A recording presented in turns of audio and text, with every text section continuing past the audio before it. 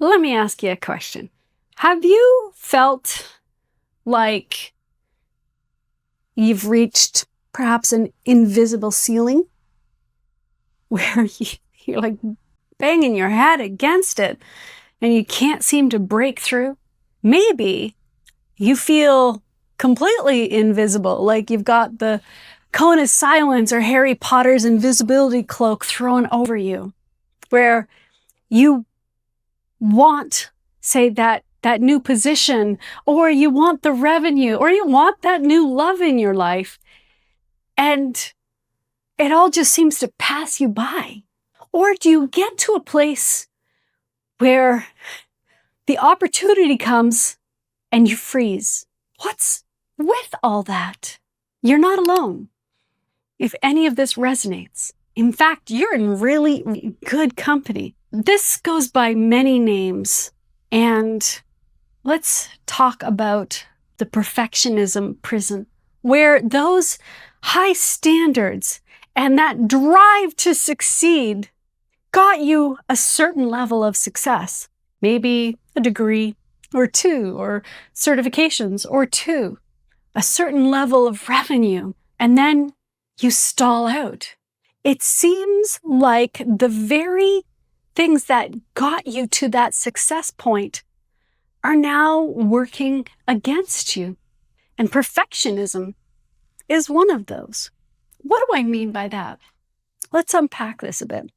There is a darker side to perfectionism, the need to be perfect.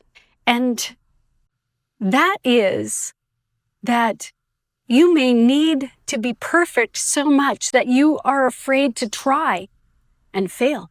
In fact, it might have been beaten into your programming that you needed to achieve to be worthy, to succeed, to be lovable. Somewhere along the line, failure became not only not an option, something to be avoided at all costs, even if it meant that you didn't start at all. This is what's behind so many people feeling like they have a book inside them. And they say, yeah, I'll write the book. I know I'm writing the book someday. Well, as my friend and mentor Sam Horn says in a book by this name, someday isn't a day in the week. So why not just say, yeah, I'll give up the perfection thing and then I'll be fine. It's not so easy, right? Because it is your programming. It's like you can't help yourself. I had one client who was so perfectionist that when she was a student and she had written a paper, a final paper that was necessary to pass her course, and she didn't feel that it was to the standard it needed to be, she just didn't hand in the course. She failed the whole course because she couldn't bring herself to accept a less than perfect on that paper. That B+ wasn't good enough. God forbid, C or D, even though it meant she had to completely take that course all over again. The deeper, darker side of perfectionism is that there's a second part to that. I need to be perfect in order to just be enough. I'm going to say that again. I need to be perfect just in order to be enough. This is where pathological imposter syndrome lives.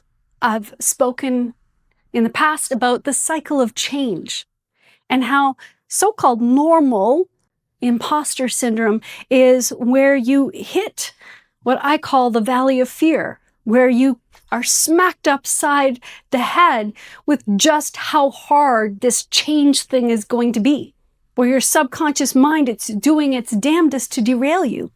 That is normal incompetence and imposter syndrome. Pathological imposter syndrome is where you feel fundamentally deficient, flawed, broken, like you don't have what it takes. You feel inadequate. There's a massive difference between incompetent, where I just need to learn a new skill, and inadequate, where I will never have what it takes. And unfortunately, I have seen this over and over and over again with my highest achieving clients worldwide. And if you have felt like this, and I could say me too, you are not alone. You're in actually really good company. There are some massive players, influencers, celebrities even, who have felt like this. Maya Angelou, as revered as she is, said that every time she published a new book, the fear would ramp up inside of, oh, now the gig's up. Now they're going to realize what a big fraud I am, and I'm going to be run out of town. Tom Hanks, Simone Biles, Emma Watson, so many celebrities come to mind, where the more and more success that they reach for, the more crushing that burden becomes. That crushing fear that, oh, I'm more visible now. Now they're going to notice that I'm really just a big fat fraud. I'm going to be vilified. I'm going to be crucified. I'm going to brand me with the scarlet letter, or in the case of Game of Thrones, where in Dubrovnik, and I saw those stairs where the queen apparently was forced to walk naked down these outdoor steps, people shouting, shame, shame, is the secret fear of people who are suffering from pathological imposter syndrome. And on the surface, everyone else thinks that they are elite performers, high achievers. They don't feel it. They feel like, I need to be perfect. I need to be perfect in order to be enough.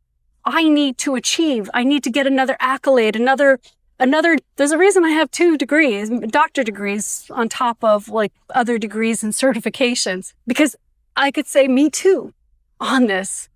That 1 doctor degree wasn't enough. I needed this other doctor degree. Here's the thing, it's never enough. It's never enough. And you can get to a place where that fear can be so crushing that it paralyzes you. And your subconscious mind is doing its dangest to drag you back. It literally throws you into survival mode, where you are perhaps frozen in place, because every fiber of your being, when faced with that next opportunity, no matter how you might consciously want it, is saying, I'm sitting on the bench, the coach is there, and they called a timeout, and now the coach is gesturing to me to get up into the game. And I want to say, don't throw the ball to me, don't throw the ball to me, don't throw the ball to me, I'm not ready. So instead of allowing yourself to fail, your programming teaches you that failure is not an option. Failure isn't safe. And in your subconscious mind, failure could mean the death of you. A very painful, lonely death. Better to not try at all. Which is why procrastination is the flip side of perfectionism, right? It's brilliant. It's bloody brilliant, because you can't fail if you don't try, right? As long as I'm only writing that book someday, I get to dream about that book. I get to flirt with the possibility, and that book will never become a reality. So awareness is 80% of the battle and solution. Right about now, your inner judge and jury, which is part of your subconscious mind, may be whispering to you going, who do you think you are? Know your place. It's telling you all kinds of criticisms and judgments whispering them insidiously in your ear, all to try its damnedest to keep you playing safe and small. I could say, as I said, me too. Got my doctor of chiropractic degree. The voice whispered, that's not a real doctor. I got my medical degree. And the voice whispered, oh, but it's not an Ivy League degree. What saved me and what clued me into what was going on was the day when I actually spoke that out, right? Because your subconscious mind does its best dastardly work when it's all locked up in here and where the shame keeps you quiet because you don't want to be judged. I actually spoke it out and said those words. Well, yeah, I have a medical degree, but it's not an league degree. It's not a Harvard degree. And thank goodness, the moment I spoke it out, I realized, why would I have an Ivy League degree? I'm Canadian. I don't even live in the United States. Why would I even think that I had to have an Ivy League degree to be worthy? So if this is impacting you, I want you to apply this to it. If this were a friend, if this were a brother or sister, a daughter or son, would you expect them to have this accolade or this honor? Or would you give them the grace that they are enough exactly as they are? Give yourself the grace to know that not only is perfectionism the impossible dream, failure is actually wanted. It's actually needed. As Elon Musk says, if you're not failing, you're not innovating. Treat it like a game where you fall down, you get back up. Course correct, fall down, get back up. Course correct, fall down, get back up. Over and over and over again, keeping your eye on the goal, on the vision, on the destination. Treat it like a game. And it all starts with awareness. Awareness is 80% of the battle and solution. Where has this been showing up in your life? Where has it been showing up in the lives of people around you?